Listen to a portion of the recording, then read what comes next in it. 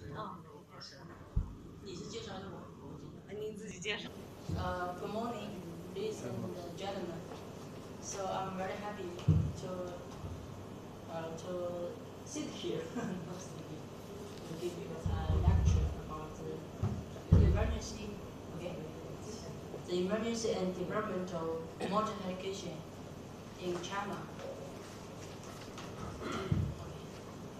Firstly, I will introduce myself. My name is Liu Aisheng. I'm an associate professor at the University. Okay, Liu Aisheng. In Chinese, it means love life or love you all my life. So because it's a good name. And here I will introduce my academic background. Okay, that's my academic background. As you see, in 2010 to 2013, at Zhejiang University, do you know Zhejiang University? In the province of Zhejiang, the capital of Zhejiang province. I studied my doctoral degree about higher education administration. So one of my classmates, she is from Pakistan, from your country, and her husband work as a scientist, work at the Zhejiang University. We have some close relationship. So you are from all Pakistan. Yeah. So they are all work in China now. So after the graduation, because her husband is working as the first in Zhejiang University. Do you know Zhejiang University? It's a very well-known university in China, and it's top university. I think it may in top 100 in all around the world, the rankings. So it's very famous. So okay, that's just some general education. Also, I'm doing research about university governance. So maybe we can have more communication of this lecture. This lecture will last 2 hours and 2.5 hours, and 20 minutes for rest, and 30 minutes for group discussion or something, questions and answers. It's okay. You know, I will introduce about modern education. I think all of us know that the first thing you realize, in modern sense, the education is not first appeared in China or others. It's from the West. It first appeared in West Europe. So it's in modern sense we see is university or colleges. Okay, we should say we will see the PPT. The first Western European institution considered to be universities were established in the Kingdom of Italy, Kingdom of England, and the Kingdom of France between the 11th and the 15th centuries for the study of the arts and the higher disciplines of the art, law, and medicine. Okay, we can say the medieval university got their start as educational guilds. Do you know what's guilds? Education guilds. Maybe some of them come together all from different parts of Europe because someone is famous. And because I'm very famous and I check many people, they want to study law, want to study medicine, and study the art. After graduation, they will become some doctor or missionary something. Okay, that's the arrange of the modern education. Okay, we can see some of the university we know. University Bologna is established in 1088, so it's about more than 1,000 years, near 1,000 years ago. And the University of Paris, we know Oxford, Cambridge, also established in the Middle Ages, so they have a long, long history. Okay, we now see the modern colleges in China. We know China has a long history, about 5,000 years, maybe it's more, and has some forms of higher learning in ancient times. The modern education only emerged in late Qing dynasty. Do you know late Qing dynasty? Qing dynasty. In China, they have different one by one. So the late Qing dynasty. Question. We know Asian higher learning in China.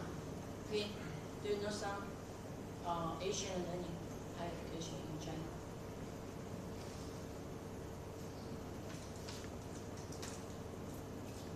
Asian learning. Do you know some ideas about Asian learning?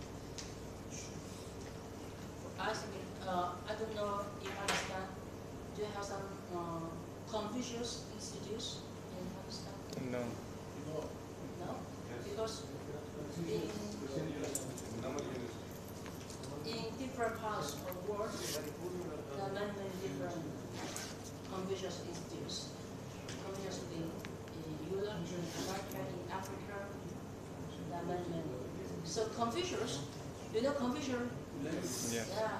He is very in Chinese education, not education, education and history. So he is was an example of private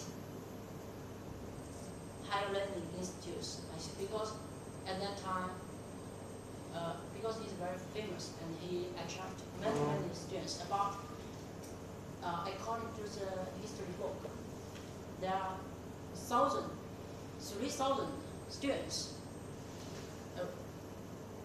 around him, and 72 are very famous students. We know maybe the later. So I will tell that among these scholars, Confucius was a well-known practitioner of private institutional learning at the end of the spring and autumn period.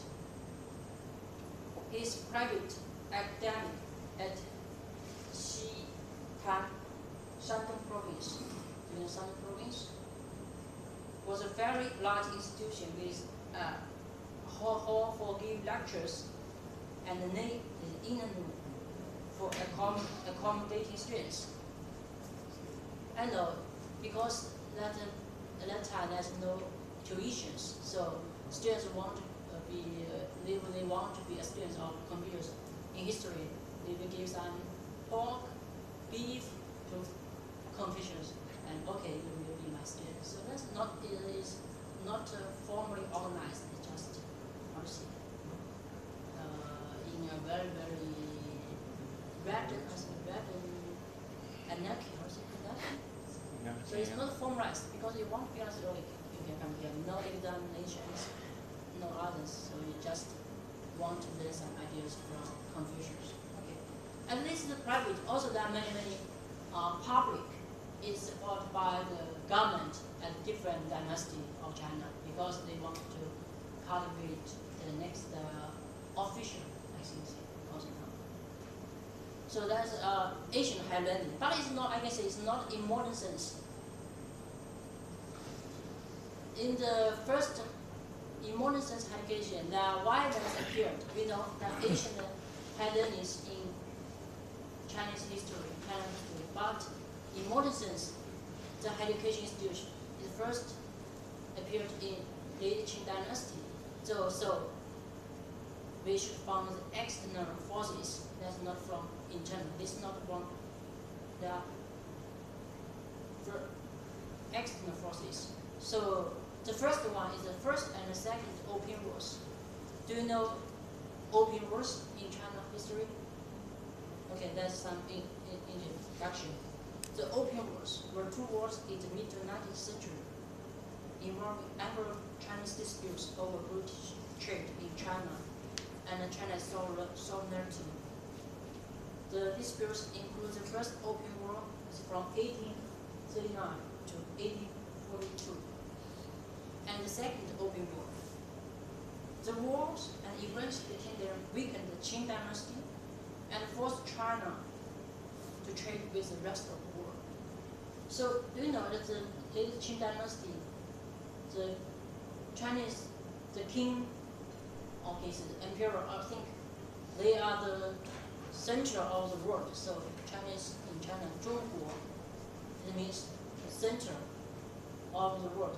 They think they are the, how to say, they are maybe the first class, obviously, and the others, they are some second citizenship in modern sense. They think, I haven't to trade with you. I have everything I needed. Why trade with you? So they don't think, and they think they are not good people. And the Qing dynasty, the people at that time, they are very close-minded. So, but the British beat the Qing dynasty and make them wrong. Because when the first time they don't know the vessels, they don't know the machines, is by the engines, something, because all the communication is by horses or by manpower, not by machines. So they make the government aware that they should learn something outside the world, outside China. They should learn something. So this is the first and the second open wars. And also, and the other is the modernization movement. In Chinese we call Yang movement. The Yang movement is an unprecedented military, technological, industrial, and educational movement advocated by a group of open-minded reformists of the time. Opened the door of the antiquated dynasty to new, modern, and Western thing in an attempt to bring about social changes and create a powerful and diverse nation. The reform set up modern industry, support the Western learning, and introduced new education through diverse channels. Why they supported Western learning and introduced new education at this time? Do you know? Why they?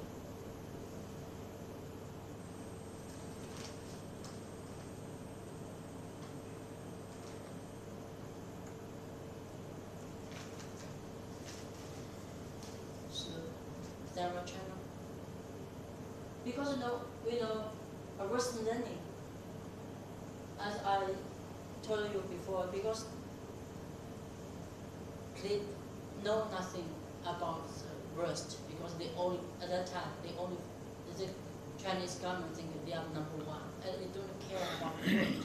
So the opium wars, because the opium wars, they have some contracts, everything is unfair contracts with the China government, making them remember, okay, there are many stronger people in the world, so they should learn the outside. So in the course of the modernization movement, numerous untraditional things were borrowed in an enormous amount. We see untraditional things is not things never appeared in China before. Enormous amount from the West and introduced into the last dynasty in Chinese history. All of which were fundamentally different from those that have existed for long in the past dynasty of Chinese. Modern education as an essential part of modernizing movement emphasized Western languages and Western technical knowledge. Why they emphasize Western technical knowledge at that time? Do you know? They emphasize two aspects. One is Western languages. We should see we have to communicate, we have to trade with foreigners, so we have to focus on Western languages. And last is Western technical knowledge at that time. Why they focus on technology? And do you know? I just told you, because they think the Chinese government think why British beat us, because they have guns, they have powers, they have vessels, all this technology. So they emphasize that very, very useful. This is useful tools. So this will influence the higher education at that time. Okay, we will see the first modern college. The imperial college, 京师通文馆, in Chinese we call 金石中国, created in 1862, was the first modern college established by the Qing government. So I don't know which is the first university established in your country, and when? 1945. 1945. Government college, 1864. 1864. Government College, Lahore, 1864. 1864. So, in modern, as in modern sense, not the Asian, in modern sense. First university was Punjab University, 1871. 1871. 1871. Okay, so just maybe the same time. Yeah. So many other colleges and universities are also existing. India.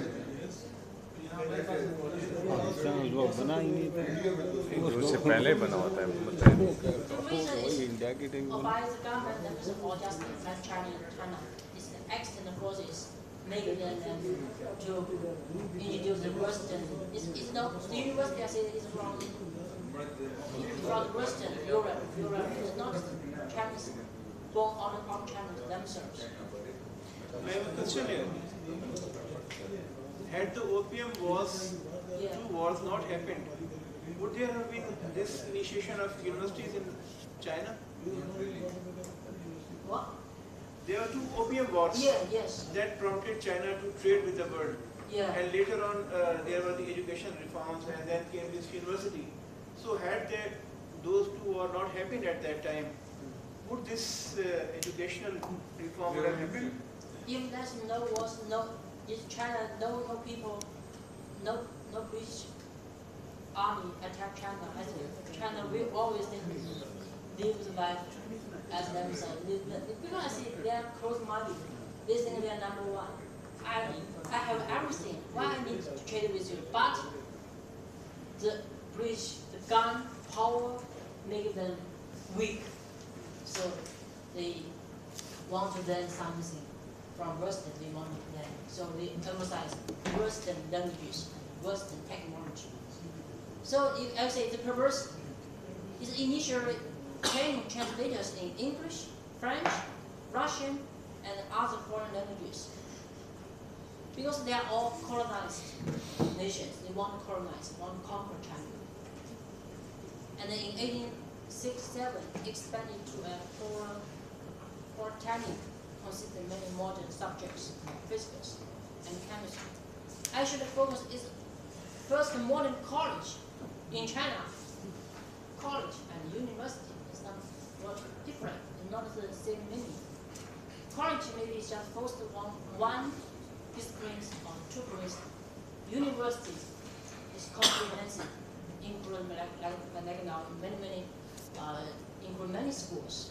But college is just one or two schools, one or two degrees. For example, military or agriculture, just one, but university different. So that's why you should know the differences.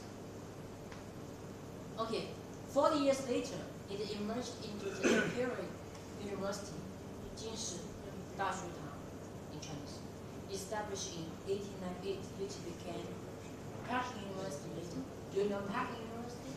Yeah. It's also very famous, like Tsinghua University, very famous one. Okay, this is the first college. You know, Late Qing Dynasty is the very the architecture is very we can say the Chinese style, not like Western. And the professors at that time, look, they have their clothes totally different from now. It's more than 100 years ago. You look, this is the classrooms. There's a foreign teacher, yes? They are learning English. And they say how is it is a pigtail? Yes? It's a man, not the women. So this time they have, so you can imagine that time, but people have until now. So is that times. Okay, according to statistics, between 1862 and 1898, a total of 44 modern colleges like the Imperial College were established. They have two characteristics.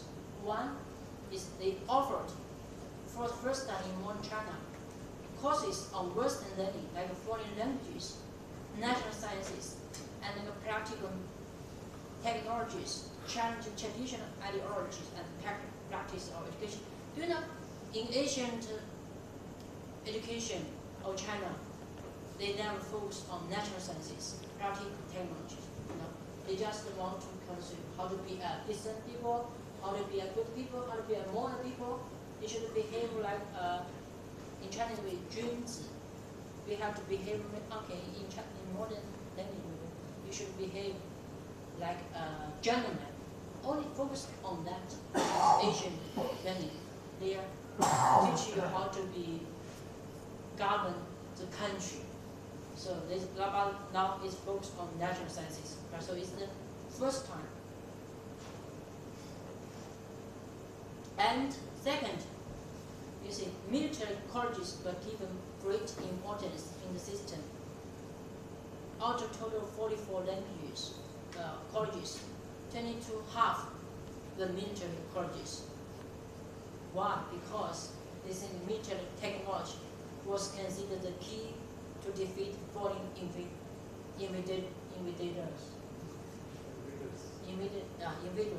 So they think they are thinking, I think from now, usually it's naive. They think if I have power, I have a gun, I can defeat. But you know, it's just how to say, it's superficial. I think it's not. You should know.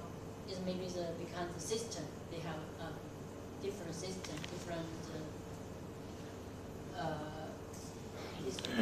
It's a whole why the military technology first appeared in Western, because it's not just one expert education. They are all system, all the whole society. But the Chinese government at that time they don't want to learn the system, which you see. The social system is just along with the technology. This at that time they think. Okay, now we focus the second stages. The modern university in China is youth university. During the reform movement of 1890s, the modern university in the Western sense began to emerge in China. Remember, it's the year 1895. Xuan Huaisheng established the Sino-Western College. It's now the predecessor of Tianjin University. Do you know Tianjin? Tianjin is near Beijing. Half hour the distance by a speed train. So it's very near. It's also a famous university in China now. The college focused on disciplines like foreign languages, science, technology, and engineering. So they just not focus on one area, focus on many disciplines. Now this is the man, Sheng Xuanhai.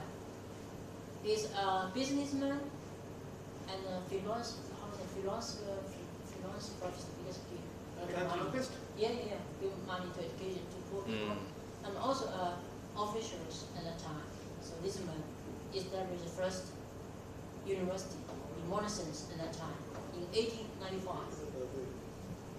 So Chinese university, the history of university is not very long, just 100 years ago.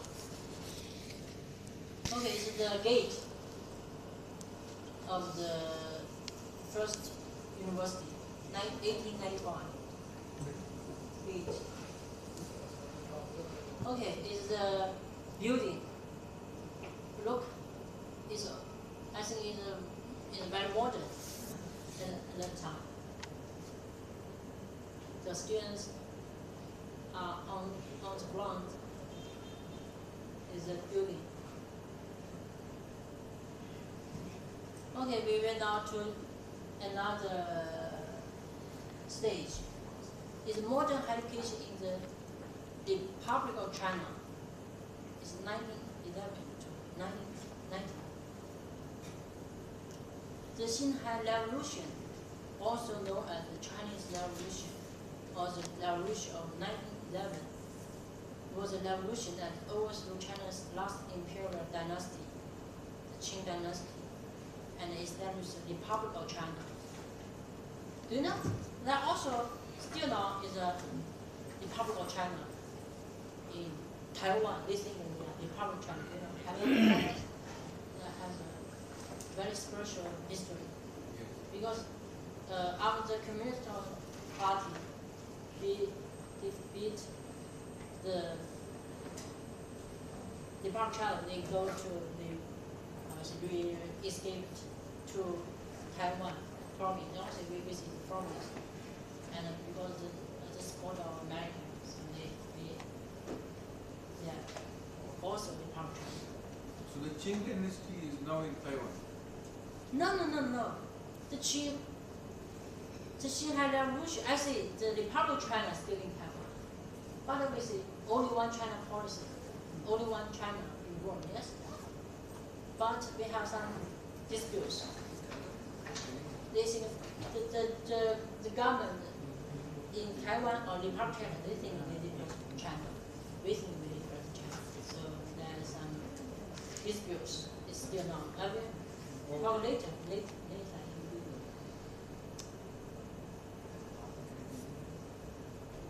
So you know this that's Qing dynasty have is overthrow, so it's a new era. Okay, modern education continued its development with several important adjustments over the period of the Republic of China.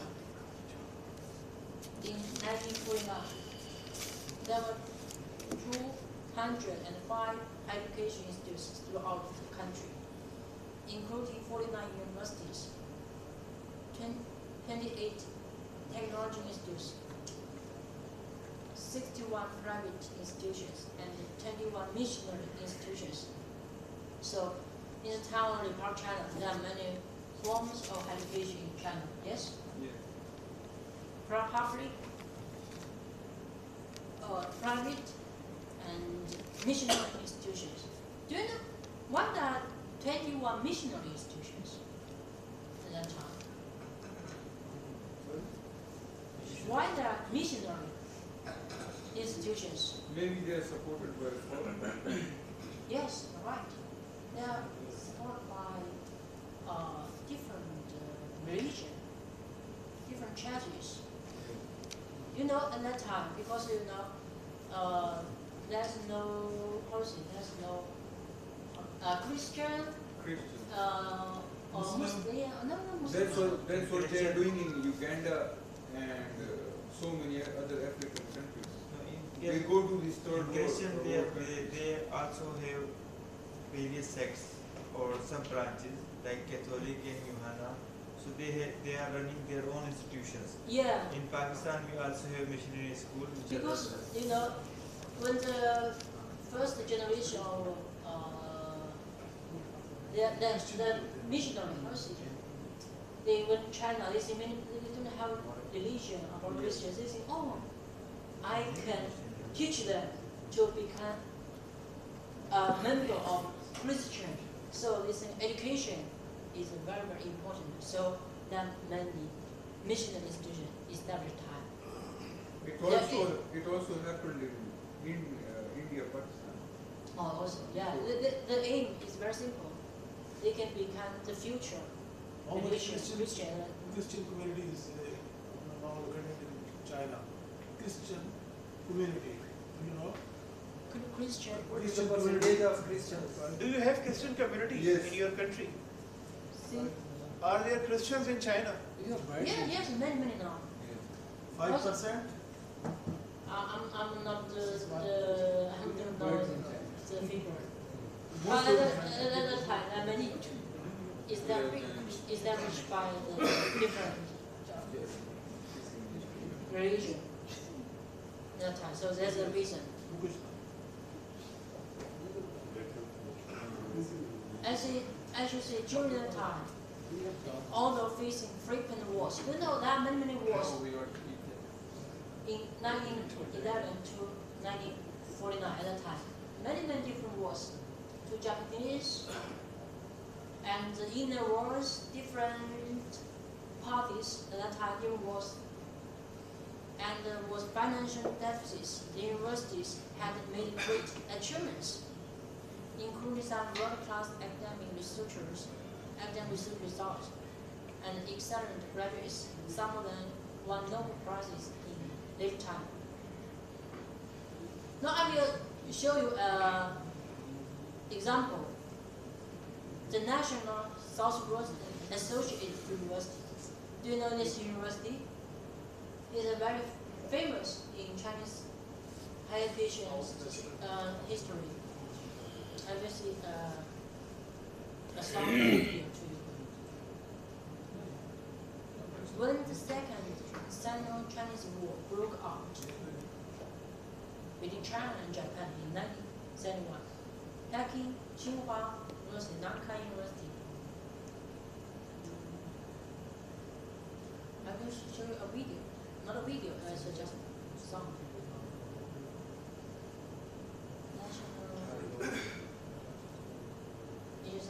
Introduce. When the Second Sino-Japanese War broke out between China and Japan in 1937, Peking University, Tsinghua University, and Nankai University merged to form Changsha Temporary University in Changsha, and later National Southwestern Associated University in Kunming and Mengzi, in southwest China's Yunnan province.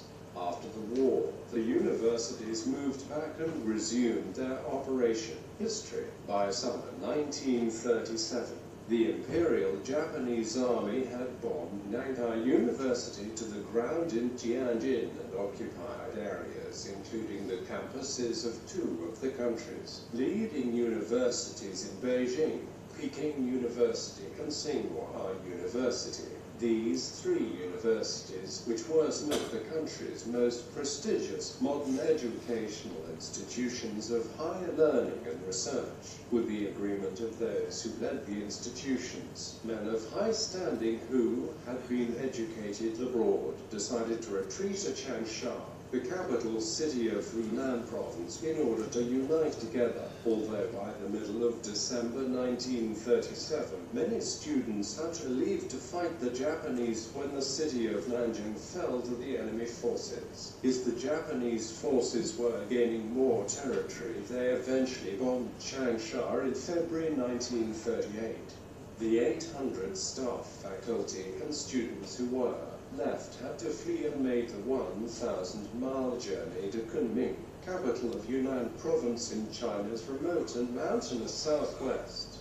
It was here that the National Southwest Associated University, in these extraordinary wartime circumstances for 8 years, started. Professors and students had to survive and operate in makeshift quarters that were constantly being subjected to sporadic bombing campaigns by the Imperial Japanese forces. There were dire shortages of food, equipment, books, clothing, and other essential needs, but they did manage to conduct the running of a modern university. Over those 8 years of war, Lian became famous nationwide for having and producing many, if not in most, of China's most prominent academics, scholars, scientists, and intellectuals. Aftermath. When the War of Resistance ended with victory of the Japanese, the Lian community, which had entered the war fiercely loyal to the government of Chiang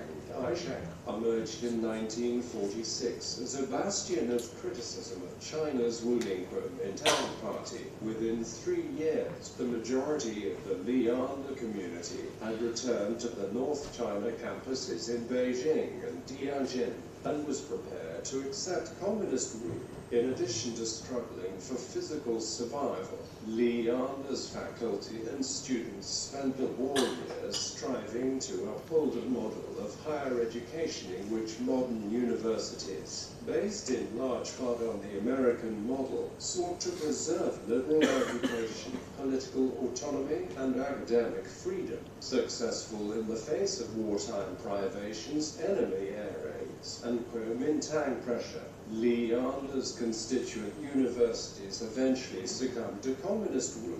By 1952, the Leander ideal had been largely replaced with a politicized and technocratic model borrowed from the Soviet Union. Okay, some introduction about this university. It's very famous in the history of education. So some Nobel Prize winner line. Look, is buildings, university. So it's just one floor and nothing very much. Because there's no much equipment. Buildings is a gate.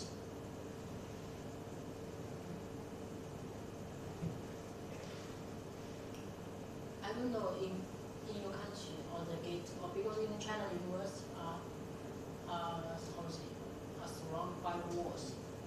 I went to Africa, I went to America, there's no walls.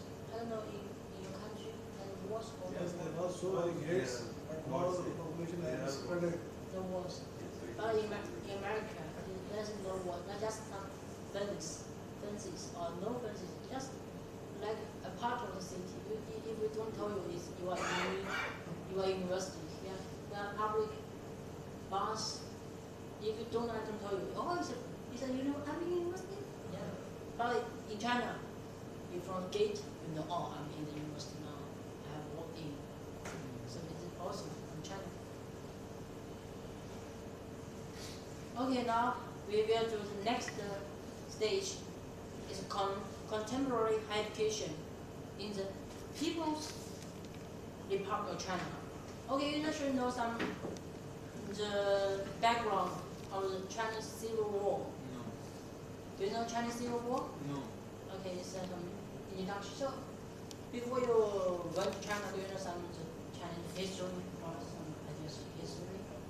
So unless okay, absolutely you can learn or after this lecture you can be interested in Chinese history. Chinese Civil War. The Chinese Civil War was fought between the Kuomintang, KMT, that government of Republic of China, and the Communist Party of China, CPC.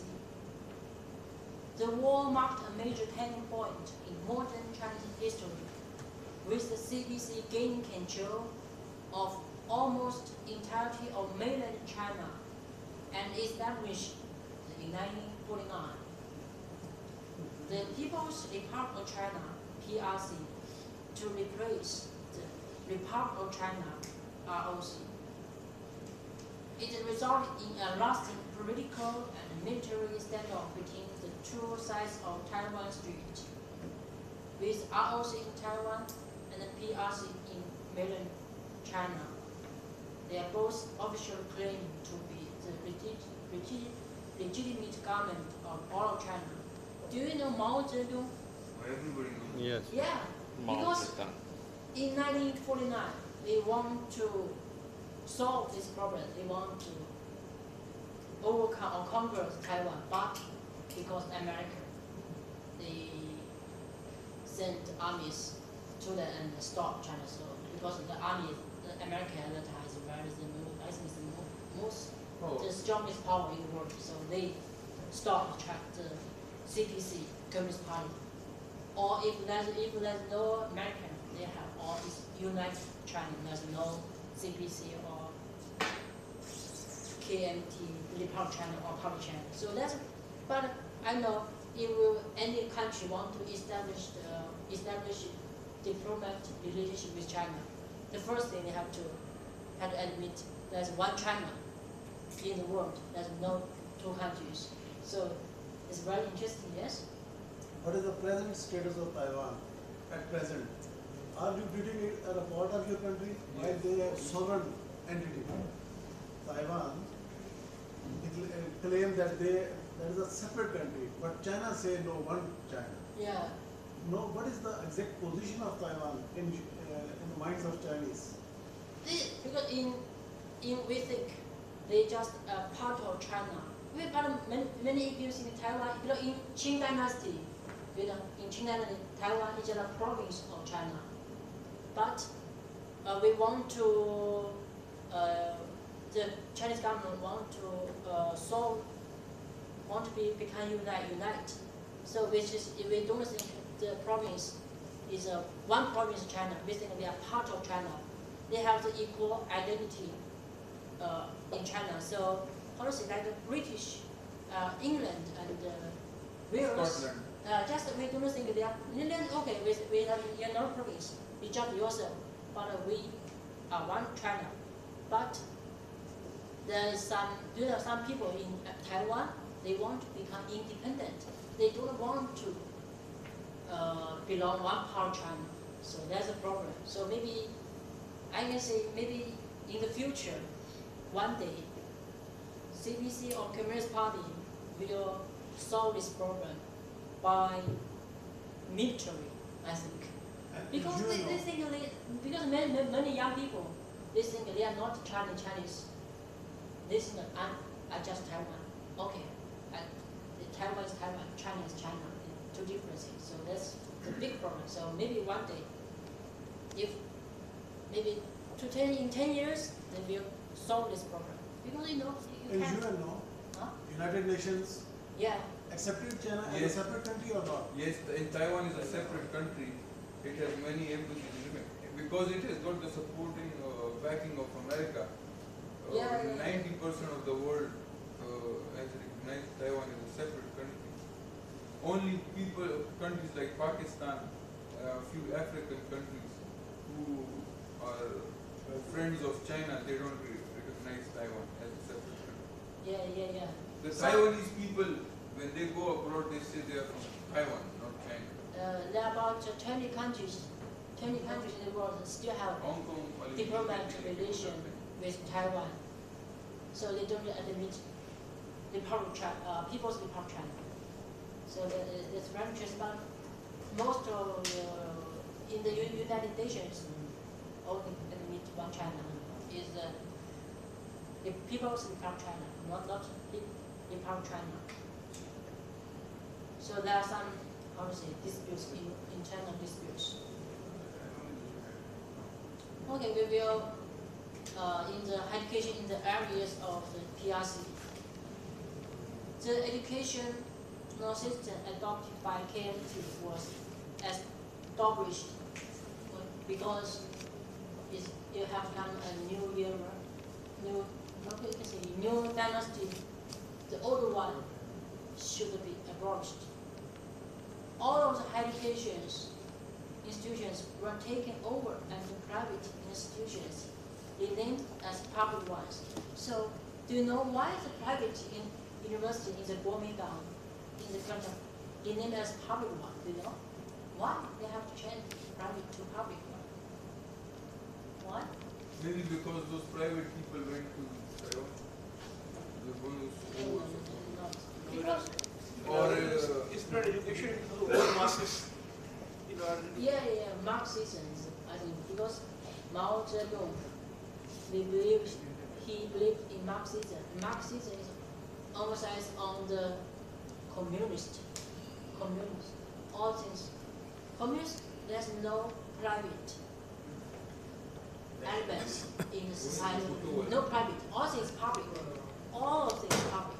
You know, in the areas of the democracy, there's no business change among people because we are the public.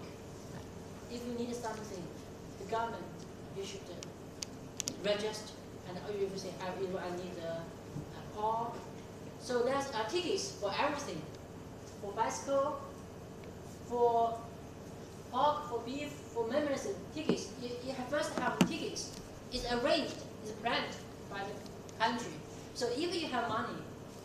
activities, they can buy nothing. So at that time, so the Communist Party, and also supported by foreign funds or foreign organizations, were either concerned or reorganized. So do you know, we see in the time of the People's of China, the Republic of China, there's 21 missionary institutions, but they all cancelled or reorganized. Do you know why? Why they cancelled or reorganized the missionary institutions? Maybe because if you like, there can be numerous reasons for it, but one of the reasons is most of this funding must have come from UK or the British, and they were allies of the Americans. Maybe one of the reasons is they are supporting Taiwan. Chairman Mao will not support. No, I think it's not the main reason. I think because, you know, at that time, if the missionary institutions, they are supported by foreign funds, yes, foreign funds, the Chinese government at that time, they are worried about that. Yes. They worry about how I can control the Foreign university. funding. And the second reason, I think, is that because, you know, they are not public one. I should change it to public ones, just like this one. They are communist. The first is they are supported by foreign funds. Foreign funds means Yes. they are independent. Independent means I can control it. So that is the reason. And all those education, not only education, all the economic system are follow the former Soviet Union's education model, while they follow the Soviet Union's education model. Because they are allies of, and they are a communist party, and there is the communist. Yeah. Because, you know, at that time, the PRC is a new baby. Two world orders. Because of the Yeah. common ideology. Yeah. Ideology. The Soviet Union, they are also a socialism, yes? Community. They think they are big brothers. And they say, okay, you Chinese, you are big brothers. You should listen to me. You follow me. I'm your teacher. I see. That's how they follow the. Well, in those eras, you didn't have any other option. You either had to be an American. Yes. It was China for and every Soviet country. Union. Either you have to be with the USSR and all. Yes. So they follow the Soviet Union's education model because they have no choice. Because they, you know, socialism to China is a new thing. So they have to. It's naturally they follow the Soviet Union, and the Soviet Union has because it's number one. They want to reinforce, make the socialism strong. They say, okay, come to me. I will give you support, but you should listen to me. So they follow the two reasons. Okay, higher education during the Cultural Revolution. Do you know the Cultural Revolution? It's a policy, it's a tragedy in Chinese contemporary education. The Cultural Revolution was a socio-political movement that took place in China from 1966 until 1976, so it lasted 10 years. Set into motion by Mao Zedong. Its stated goal was to preserve true communist ideology in the country by purging remnants of capitalist and traditional elements from Chinese society and to impose Maoist thought as a dominant ideology with the party. The revolution marked the return of Mao Zedong to a position of power after the Great Leap Forward. Do you know the Great Leap Forward? The movement paralyzed China's politically and negatively affected the country's economic side to a significant degree. So, the Cultural Revolution is some very, very simple. political. There are many reasons behind why there are cultural revolution when it happened. So it's a tragedy in China's history. What is the role of religion in Chinese? Whether you prefer your ideology of communism, socialism, or religion has any importance or significance in your society? What is the exact religion of national religion of China? Buddhist. Are you There's Confucius? no national. No nature, but most of the people are Buddhist. No, it's not the case. Then what is the exact position? In communist, if you are communist party, you should not believe in any religion. You should believe Marxism. Marxism is they don't believe in God, believe Buddhism. They don't believe. They just believe themselves. They are No religion. Atheists. Are you following the Yeah. teachings of Confucius? There's no national religion in the world. Some people, they are, some Buddhism, some Muslim in Xinjiang province, and some Chinese Tao, and some are Christian, and some different. But many of them are, they don't believe When did the in land religion. They just believe in themselves. So they are not a religious society. Before 1949, you also had massive landlords. Yeah. You know landlords? When? Landlords. So Yeah. people. Yes. When did the land reforms took place? After 1949? After Chairman Mao did it. After all the landlords were being done, and they give the land to farmers based on the population. If you have 2 families, you can get 2 acres somehow. If in public in the park before that time, if the one people own many land, but Mao, why Mao win? Because they gain support from many farmers. Because Mao promised, if I win, I won, I will give the land to you, to all the poor people. So they won. So after Mao took the power and they gave the land to average farmers. So but the Cultural Revolution is a disaster. I will say, during the Cultural Revolution, Chinese education was completely destroyed. The 10 years abandonment of the existing system and established practice, spreading of cultural and educational nihilism, destruction of institutional leadership, preach anarchism, and many things. You should say, in 10 years, 1 generation, they are all. How do you take Mao Zedong? Do you believe him as a hero today or as a villain? How to say? You still have his picture on your bills. Mao Zedong, how to say? Because we think the Chinese, we think they 70% is good, 30% is bad. So we think they are not a well how to say perfect man. It's just 7% or 30%. So this is our judgment.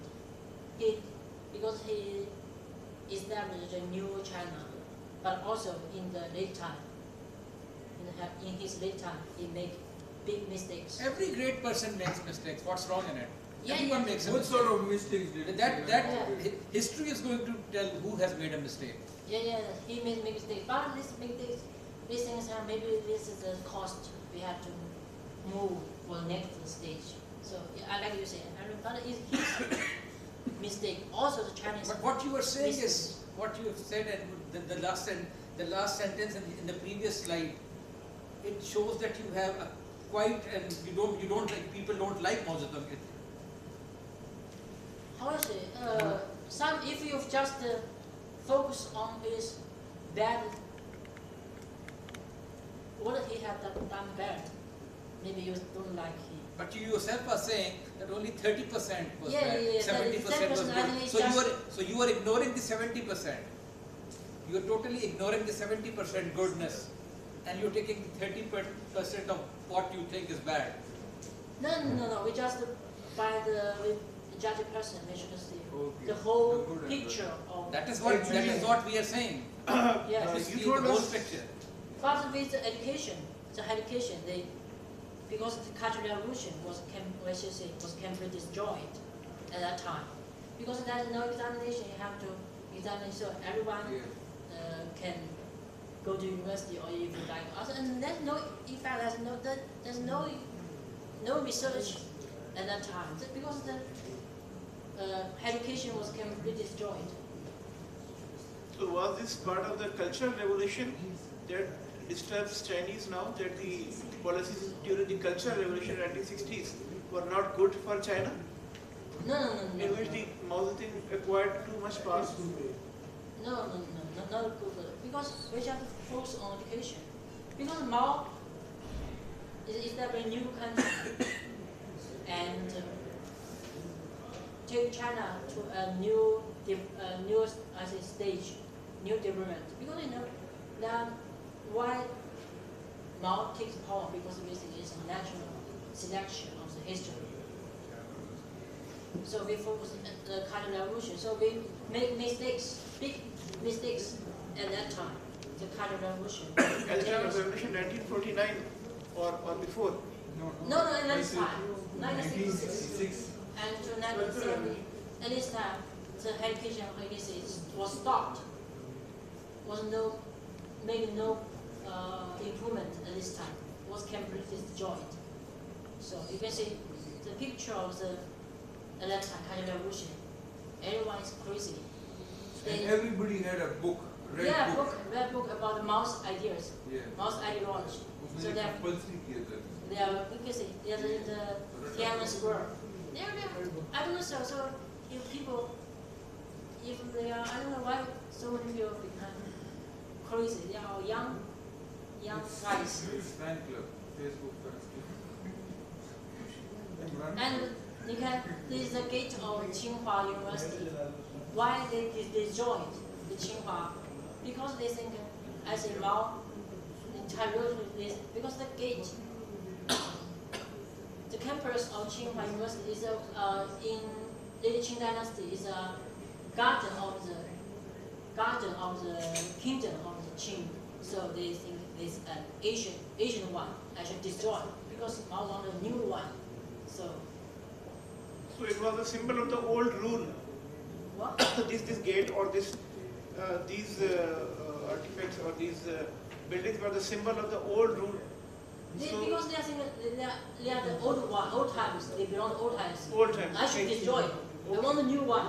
यार जिस तरह पाकिस्तान में होते हैं एक सड़क बंद की एक हुकूमत उसके बाद दूसरा उस पे अपनी कहते हैं नहीं इसको गिरा दूं मैंने अपनी तक And also one of professors, they think at that time they are living in capitalism, so they should be get housing. They should criticized him. So one of the professors. Who was this? I don't know. capitalist industrialist type He was the person who was persecuted. Yeah, he is a professor because at the time, because I know Cultural Revolution, they think there are some elements of capitalism. At that time he's one of because at that time he's one of the. What is written on this board which this person is wearing? What is written in Chinese? What does it say? They think they are the capitalism. They think the number one capitalism is on the Number one capitalist. Yeah, he's one capitalist. capitalism. Because the Mao think professors they have ideas. They have influenced by the Western capitalism. So I should be done. So this is the reason. Many professors have a bad life at the time, Cultural Revolution. I think still decided that whether they are capitalists or socialists. Yeah, They are not complete capitalists, not complete socialists. Mao advertised during the Revolution Mao thinking there are many capitalism. Some people in prefer those ideas, capitalism, but Mao want a new society, What one is the policy? socialism. What is the policy which is governing at present? What is the policy about your economic thoughts? Socialist, Yeah.